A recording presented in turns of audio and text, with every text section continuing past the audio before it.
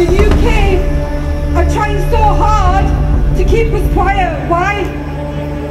Why is our pain not their pain? Why? When murders were happening in Ukraine and other places, I had tears in my eyes because we're Muslims. We don't laugh at someone's death, right? We're not happy. But why is it when our people die, this is no pain? Why is it easy for them to close their eyes? Why are they deaf, dumb and blind? Why?